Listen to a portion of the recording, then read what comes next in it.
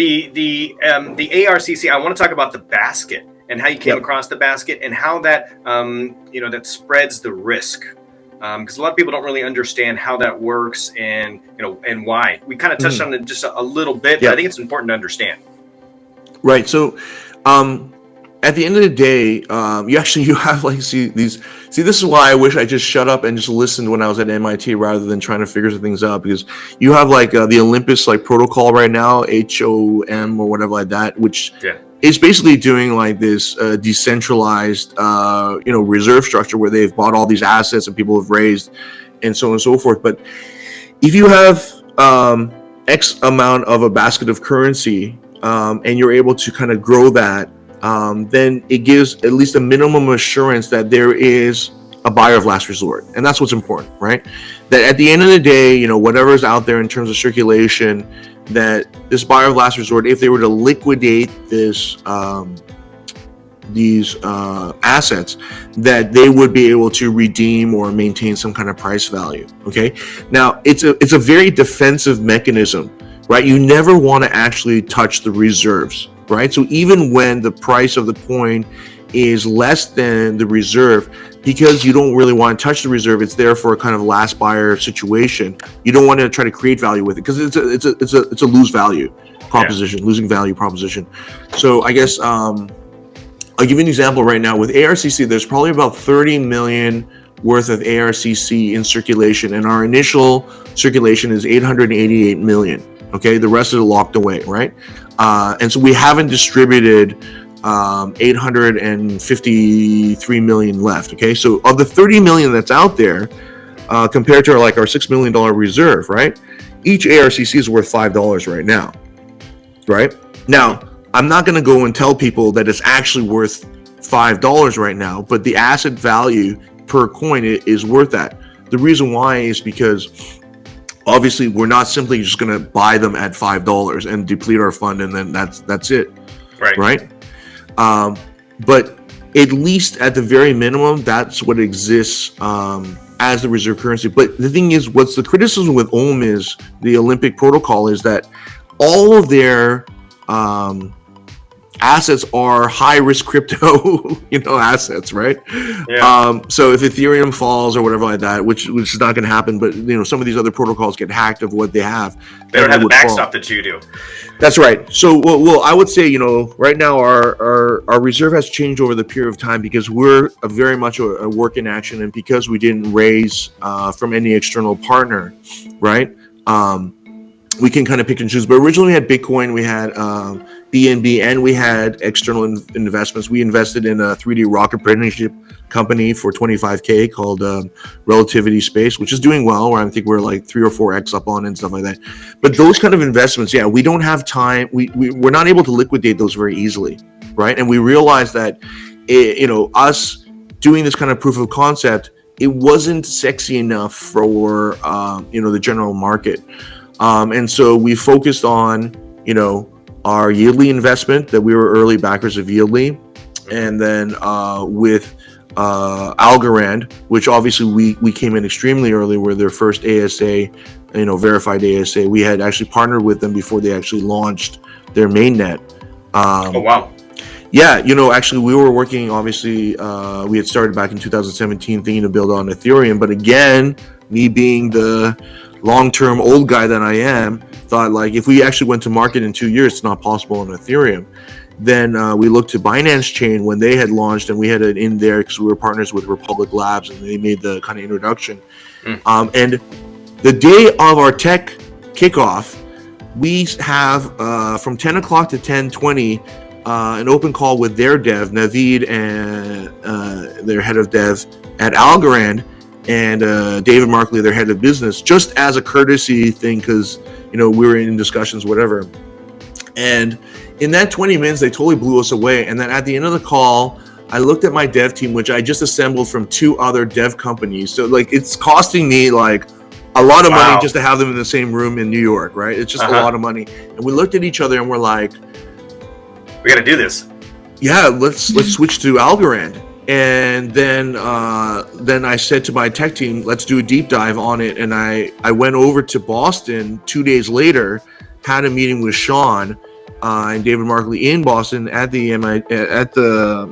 Algorand offices in Back Bay, and they presented to us everything. They were very transparent, what their structure was, what their long-term plans was. And the biggest thing is, like, I didn't realize it at the time, but our project is so not sexy. I mean, it's like, you have gaming, you have DeFi, you have all this, and we want to actually really do this thing, which will still take 2 to 3 years to really see results. But they got it. They really, really got it. Whereas with Binance, although we had an in, was kind of like, okay, you guys have the right background, you have the right team, you guys check off all the check marks, but no real comment on our project other than like, okay, we like this kind of social impact, micro, finance kind of project. And then I basically reformed up, took the loss on the initial dev architecture that we had first done, and we worked hand in hand with Algorand and waited until they launched their ASAs 4 or 5 months after. And then, the rest is kind of history, other than the fact that, we had really tried to do a solo launch and kind of put ourselves out there based on, what our network was. But the one thing that really hurt us was that if I say to someone in America that, that I'm from Las Vegas or I'm from New York or whatever like that, and I work for this company, they may be impressed. I can name drop. I know some people here or whatever like that, but I'm not from America. My real base of power and network is really out in Asia, right? And with the pandemic, I just couldn't get back to Asia. I was literally stuck in America, and even right now, because of certain quarantine laws, like I don't feel like it'd be a good use of my time to go back to Asia and then quarantine for 2 months for 2 weeks for a 3-day meeting, and then so on and so forth. You'd be locked down for a significant period of time. Yeah. And so we haven't been able to kind of execute the kind of plans that we wanted to, and so in the end, I was just like, okay, let's just build, right? But when I looked at YLDY and we had, said, okay, we want to invest in DeFi because we need DeFi in the space. And, we had talked to Tiny Man. I was hoping we were going to get to YLDY here because it's funny because YLDY, a bunch of Australian guys got their start at the Asian Accelerator. Really it's kind of come full circle because now because of YLDY, a lot of my audience thinks that you just appeared out of nowhere. Yeah. Which is funny because, like you were, as you said earlier, kind of the OG, and it's a weird dynamic, I think, there. But let's talk about YLDY. Love the team, and I got introduced from directly an introduction from Republic Crypto. Actually, I was kind of pissed off because I was like, okay, look, all this DeFi's been happening for like whatever, and then where are you at with Algorand? And no one could give me a straight answer of someone who's building something, right? So I'm like, okay, fine, we have money, we're going to invest. Right, and then the only introductions I got were really Tiny Man and YLDY. And Tiny Man, I talked with the CEO, but they were they hadn't figured out their plan for any capital raise at the time, right? And they were just not in that position. Right, and I didn't want to press them further because they're gonna do whatever like that, and I'm not here to like pressure anybody. But YLDY team, they were highly recommended. We had a conversation, and then they said, look, we're ready to go for our first round, our seed, and our round one.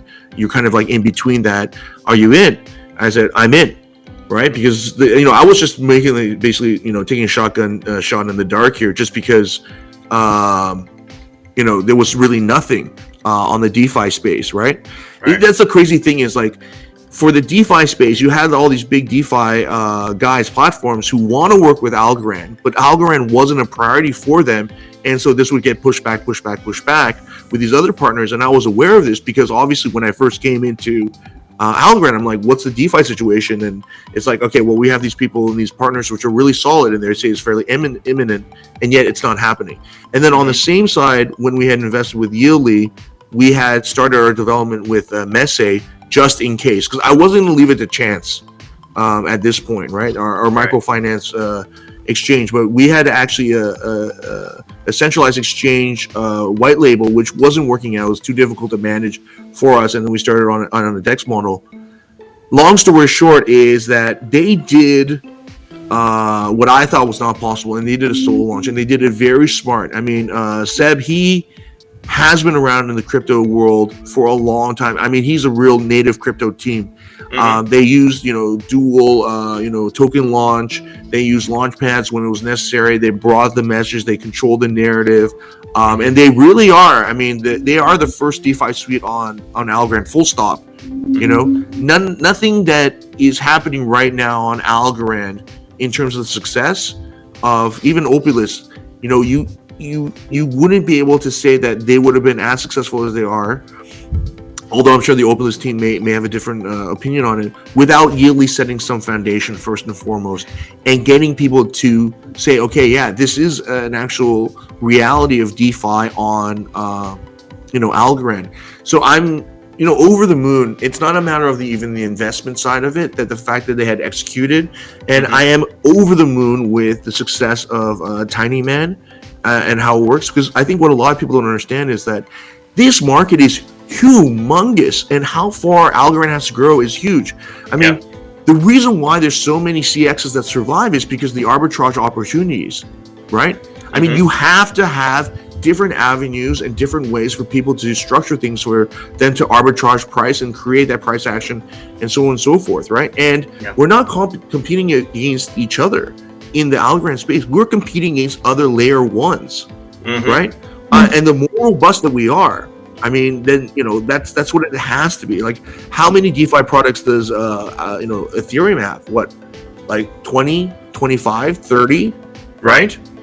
And so we've got to kind of get outside of our bubble and stop thinking about just the Algorand silo. But okay, so now it's Algorand. Like, we're all grouped together in this. And so it's us against these other blockchains. And how do we gather audiences from absolutely Ethereum and get those bridges over and get them into the ecosystem? Absolutely. And so, like, we're only at the start of this, and for every success that everyone else is doing, as long as it's a legitimate success, right, and not. The one great thing about Algorand, because it's been long-term oriented, we haven't had this exposure to these pump and dumps and these rug pools until recently, right? And because the as much as people can bag on Algorand and saying we're too long-term and we're not sexy enough and so on and so forth, we're plenty sexy, but we're doing it with integrity, and integrity sometimes goes a little less slower than the hype train of whatever. And then I want to make a very clear point. I mean, Kelly, she has always been a woman of integrity and consistency, right? She hasn't changed in her approach, right? She's gone deeper, and she's, reached out, and she's, been very, very diligent. But like, there's nothing that Algorand can look back and like someone can say, okay, these guys were not acting with integrity. And that's part of the thing that I really feel proud about. Now, that being said, yes, it's great that, we have Anthony Scaramucci on there. We have the Ayrton and, this thing. Who's going to say no to this? And the Decipher conference thing is going to be great. Hopefully Tim Draper actually shows up in person rather than just on the big screen. He's notorious for just doing that. Phoning it in, literally. Yeah, exactly. Yeah. Well, I think that that sentiment is something that we buy into as well. So I'm not sure how much you're familiar with the KryptoNurd website or what we're doing, but we're actually putting together some of the project reviews. We want to have crowdsourced reviews to kind of not self-police, but at least be self-aware and kind of, have the community help weed out some of those bad actors, because that integrity that you mentioned really is one of the cornerstones, I feel like, of the people who are involved with Algorand. And we want to maintain that integrity. And so, we're big advocates of that. And that's why we've got, people like you on to kind of, explain what the project is and make sure that information gets out to the community overall. Yeah, absolutely. And I've done a terrible job in that, and that's completely on me. We had a PR team for like obviously 2.5 years, like on a monthly retainer. We have a great media guy as well. And we've done all these podcasts and so on and so forth. And they kind of all puttered out because I'm like, I'm not seeing any results. I'm not seeing any,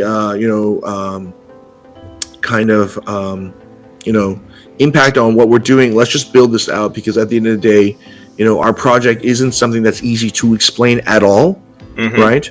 And let's just show them, right? Why should I write a whole bunch of things and do all these podcasts when we can just show them like how it's working? And right now for ARCC1, our main platform where you can do the social proof of work, it's live since September 15th. We're over 7,000 registered users, right? And we've been growing since then. And so I'm really happy about where we're at right now. And so finally, as I wasn't actually planning it, but someone had made an ALGO ARCC pool on TinyMan, and I realized, oh, well, this is kind of like we have to step up now, because it was it's out there. Yeah, it was like one algo for two ARCC, or two algo for one ARCC, which is way above, our reserve price. So I'm like, okay, well, we got to do this. And I guess, actually, thank you for, making this interview happen as well. I really appreciate that. I mean, you have, and I followed you guys as well, and with the Algo Fest and stuff like that. And you guys have really put yourselves out there in a really authentic and real way, and really community driven to, get the information out there. And so, I haven't, for this launch or anything like that, gone to like any other like crypto, Telegram or anything like that. I just think it's like kind of pointless. But for you guys, I think that it is actually extremely appropriate and, most impactful, doing this with you guys, because I think you guys are representing what the community is. And I was I think it was with Kelly, we had a conference call about like 6 months ago when we were kind of announcing that we were relaunching Messe or ARCC1. And I said, what's interesting was that I saw that entire dialogue about like, what should we call ourselves? Algo Army, Algo Nuts, Algo Explorers, whatever like that. And the one that a lot of people ended up settling on was Algo Fam. Like Algo Family, and I think that's cute. I mean, again, it's not very sexy, but I think it really means a lot. And then you had one of the users, Billa something, and he had set up the Algo Fame token. Fame. Bilal. And he's awesome. I mean, he's out in Nigeria doing his thing, and he's still whatever. I was talking to him yesterday when they were they were literally drilling for water on the farm in Nigeria. It was great. I saw the screenshot of that. So I mean, it's awesome. I mean, just give it a little bit more time. But like, I think I tweeted it at somebody that like, I've been in crypto now since 2017, which at the time didn't seem like a long time, but now I feel like it's kind of ancient history now. But everyone gets a seat at the feast once the timing kind of hits up. That's it. Like, people are like, I wasn't part of Doge. Well, then you got on ship. Okay. Oh, I wasn't part of, whatever, this coin. Well, then the new, NFT gaming thing came out. Or I didn't get on like with the, Algo Apes or whatever like that, or Crypto Punks or whatever like that, or, so on and so forth. But something else will turn up, because that's this market. It's unbelievable. It really is this web, 2.0, where it's like, everything is an asset, everything is being tokenized, everything's being restructured in these financial like mechanisms and processes that create even more value. So it's an unbelievable time. You could tell you're at the NFT conference right now. What have you picked up from the NFT conference? What's your presence there like? Well, I am going to be one of those guys who are kind of outside doing the meetings and so on and so forth. And, there's going to be all the after parties, and that's where a lot of the networking and people hook up. And we're working on an NFT gaming project at the moment, which is super under wraps. And so we're just basically going to be talking with some of the partners that have come in to meet us as well over the next few days. And hopefully, we will, have a lot more clarity on where our own project is going. But one thing that really pressed it home how unsexy our project was that we opened up a gaming division for the game Axie Infinity, because even though it's not on our chain, they're on their own separate Ethereum chain, Ronin. But what they were doing, and we saw that entire Coinbase documentary on Axie Infinity and how they were providing jobs during the pandemic in the Philippines. I know that a lot of people were like, wow, that's great, that's a good business opportunity, but I'm like, oh my god, that's exactly what we are, our alignment with. Yeah. Yes. And so I'm like, we got to get involved. And, obviously they have a lot on their table. We did try to reach out to them through some official channels. We didn't hear back because they have a lot. And we're like, okay, well, I don't need to do that. I don't need to get recognition again. We're doing what we believe in. So we set up an entire ARCC division, and we have 220 scholars. We'll have 300 by the end of the year. I got to tell you, it's not easy. But there really are we really are supporting 220 people in the Philippines with income, right? Wow. Yeah, and we put down $250,000 to buy the ARCCs and set up the breeding and all this other stuff, and then we got the know-how of how the actual NFT thing is going. But we have over 1,000 NFTs. So if someone says, like, how many NFTs you got in the company, I have over 1,000. Over 1,000. Okay. Yeah. Interesting. Yeah. Well, Lauren and I are doing our very, very small part. We have one virtual assistant who happens to be from the Philippines. So we're helping one person out there. That's excellent. But that hits home for me. So my family is from the Philippines. So we immigrated to Hawaii. Wow. Four generations ago. So I'm half Filipino. My family, got on a boat, went and worked at the Dole plantation. Wow. And it was, interesting times back then. But we still have lots of family still in the Philippines, and it's definitely a lot of the haves and the have-nots. It's a stark contrast for sure. Absolutely. And also, I think that fundamental use case. So I know there's September or something, I think, right? You've been live. I think it's important for people to know, like, hey, how does this, big picture, how does he work within this kind of jigsaw puzzle? Yeah. But then also take it down to like the individual. You know, who are we helping, and how is it? What kind of impact is it having? Mm-hmm. So, maybe just these two things then. So sure. Big picture, and then bring it back home to somebody individual. Yeah, that would be really good here. Sure. So, big picture of where IBMR is at is that we have a few products that are out there, but first is the ARCC One microfinance asset management platform. Essentially, this is where you do the surveys, the social proof of work, on socioeconomic surveys. You get awarded X amount of ARCC, and then on the platform itself, you can use it to buy other crypto and so on and so forth. In our wallet. It's not an exchange, but we get the price feed from CoinGecko and stuff like that. And then you can cash out 2% of the total per month. And the reason why is because we're not a spending service. We are a growth service, and so we are artificially structuring it, and so that it is it's like a forced savings account, because we want to be that kind of savings account. And then as over time, we're going to increase that withdrawal amount. And so for the end user who's in these developing countries, not only can they get exposure and participate, but there's also simple quizzes on like cryptocurrencies and get exposure to like kind of what's going on there. And then once you get ARCC, you can either go to TinyMan, or you'll be able to go to Messe when we launch. And Messe is the first algorand virtual machine DEX that we've set up. And there they'll be able to use it in whatever pool they'd like to in order to do a swap, or even stake ARCC in the future and get more ARCC. You can't deposit. Go ahead. When is that live? It's live on testnet at the moment. We just released another update, and so we redid the pools in terms of like for slippage and stuff like that.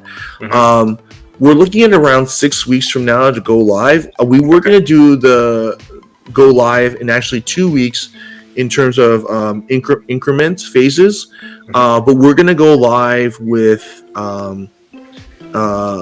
just the farms, the LP farms, but also with the governance token as well, right? So I guess we're looking pretty much end of the year at this point. Okay. And then we'll set up a bounty program with that as well, just because it's DeFi. So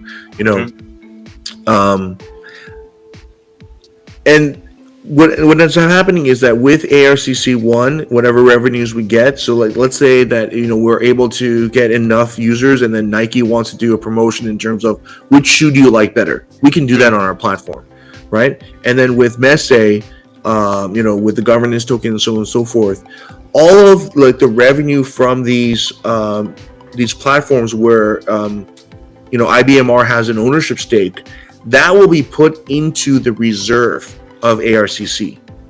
Right. Okay. So 90% of revenue goes towards the reserve, and then exactly.